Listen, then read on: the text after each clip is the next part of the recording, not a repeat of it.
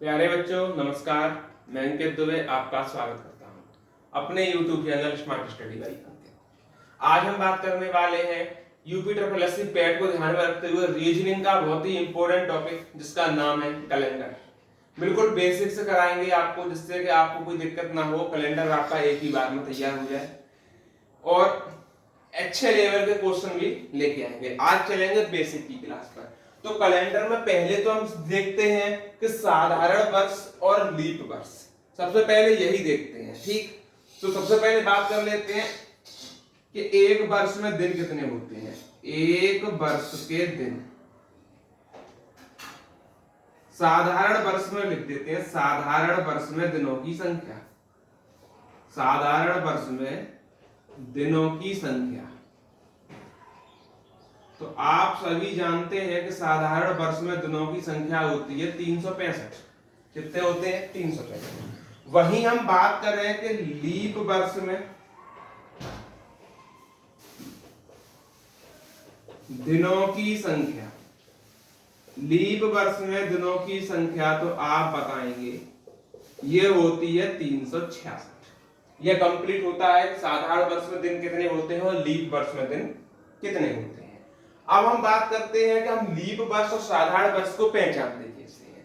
ठीक, जैसे जो भी हमारा वर्ष है, अगर हम उसमें 4 का भाग देते हैं और भाग पूरा चला जाता है तो उसको बोलेंगे लीप वर्ष, और भाग नहीं जाता पूरा तो उसको बोलेंगे साधारण वर्ष। जैसे कि हमने बात किया 1990, आपने कहा जी सर इसलिए कैसा वर्ष है, आपने लगाया 4 से भाग।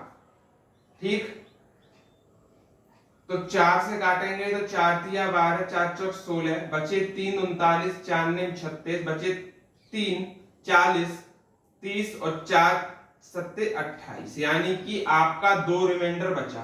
तो ये क्या है? साधारण वर्ष यानी नॉर्मल ईयर। नॉर्मल ईयर को मैं n बाई डिफॉल्ट करता हूं नॉर्मल ईयर, क्योंकि इसमें क्या बचा है आपका 2 शेष बचा है। ठीक, दूसरा लेते हैं 1996। इसको सॉल्व ऐसे कर लेते हैं 1996 को 4 से लगाएं भाग, 4 तिया 12, 4 चौक 16, बचे 3 39 हो जाएगा, 4 सत्ते और कितना होगा 4 नेम 36, बचे 3 और फिर 36 हो जाएगा तो 4 नेम 36। क्या बचा? कुछ नहीं। तो ये वाला ईयर जो है वो होता है हमारा लीप ईयर। तो आपने जाना कि साधारण वर्ष कौन सा है और लीप वर्ष कौन सा है। अब आपको क्वेश्चन देता हूं मैं, जैसे कि आपको 2007 का, 2016 का, 1994 का, 1986 के लीप वर्ष कौन सा है, साधारण वर्ष कौन सा है, ये आपको निकाल के दिखाना है। ठीक, तो पहले हमने सीख लिया लीप वर्ष कैसे निकालते हैं और साधारण वर्ष कैसे निकालते हैं। अब चलते हैं थोड़ा आगे की तरफ। प्यारे बच्चों, अब हम सीखते हैं कि हम विषम दिन कैसे निकालते हैं। विषम दिन ज्ञात करना क्या है? विषम दिन ज्ञात करना कैसे ज्ञात करना देखते हैं। जैसे कि हम यही देख रहे हैं कि साधारण वर्ष में विषम दिन कितने होते हैं और लीप वर्ष में विषम दिन कितने होते हैं। तो साधारण वर्ष की बात करें तो आप 365 लगाएंगे। 365 में भाग लगाओ 7 का तो 7 5 35, बचा 1 15, 7 दूनी 14। क्या बचा? एक जो रिमाइंडर बचा है यही होता है विषम दिन। जो रिमाइंडर बचता है उसको बोलते हैं विषम दिन। ठीक, तो जैसे साधारण ईयर की बात है, यानी कि मैं नॉर्मल ईयर को n बाई लिखता हूं, नॉर्मल ईयर में विषम दिन, विषम दिन। तो आप बोलेंगे कि 1 होता है। ठीक, नॉर्मल ईयर में विषम दिन 1 होता है। वहीं हम बात करें लीप ईयर में विषम दिन कितने होंगे। लीप ईयर में विषम दिन तो आप कहेंगे 2 होते हैं। कैसे होते हैं कि भाई एक दिन ही तो बढ़ा, 365 से 366 हुआ तो दिन कितना बढ़ा? 1 बढ़ा। इसीलिए विषम दिन यहां पर कितना होता है? 2 होता है। ये चीज हम समझ गए अच्छी तरीके से कि विषम दिन लीप ईयर में कैसे होते हैं। अब हम चलते हैं अगले कॉन्सेप्ट की तरफ। अब हमने विषम दिन के ऊपर एक क्वेश्चन आपको दिया है कि 15 मार्च 1996 को गुरुवार था, तो 29 मार्च 1996 को कौन सा दिन होगा। ठीक, इसमें क्या करते हैं आपको कुछ नहीं करना है, आपको ये जो डेट दे रखी है पीछे वाली जो बड़ी डेट है उसको ले लो पहले, और छोटी डेट है उसको घटा दो। क्या किया, बड़ी डेट में से छोटी डेट को घटाया, 9 में से 5 गए 4 बचे, और 2 में से बन गया 1। कितने निकले 14, और 14 में लगा दो अगली बार में भाग, कितनी बार गया तो आप बोलेंगे 2 बार, रिमाइंडर बचा 0। 0 रिमाइंडर का मतलब क्या है कि जो दिन था हमारा वही होगा, यानी कि इस दिन कौन सा होगा, तो आप बोलेंगे सर गुरुवार ही होगा। क्या होगा, गुरुवार ही होगा। ठीक, देखिएगा इस क्वेश्चन को करते हैं कि 1 अप्रैल 1990 को रविवार था, तो 25 अप्रैल 1990 को दिन होगा, ये हमसे पूछा गया है।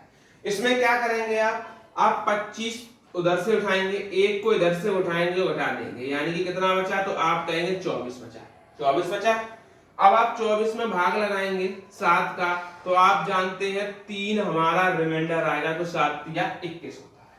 3 रिमाइंडर आया इसमें, तो आपको कुछ नहीं करना है, आपको रविवार में +3 ऐड कर देना है। तो रविवार में 3 दिन आगे जाएंगे तो हमारा दिन आ जाएगा बुधवार। कौन सा आ जाएगा, बुधवार। तो इसका आंसर हो जाता है बुधवार।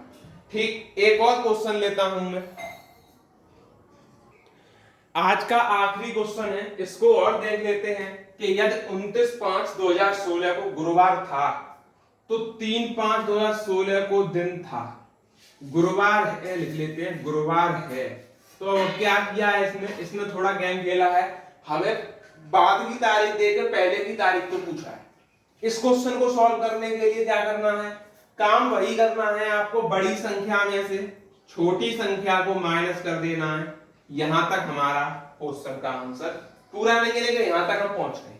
अगली चीज बताई थी कि जो आंसर निकले उसमें लगाना है 7 का भाग। आपने कहा जी सर 7 का भाग लगाएंगे तो इसमें शेषफल बचेगा 6। अब देखो, अब होता है मेन कार्यक्रम शुरू। या तो आप एक काम करें कि गुरुवार में से 6 घटाएं।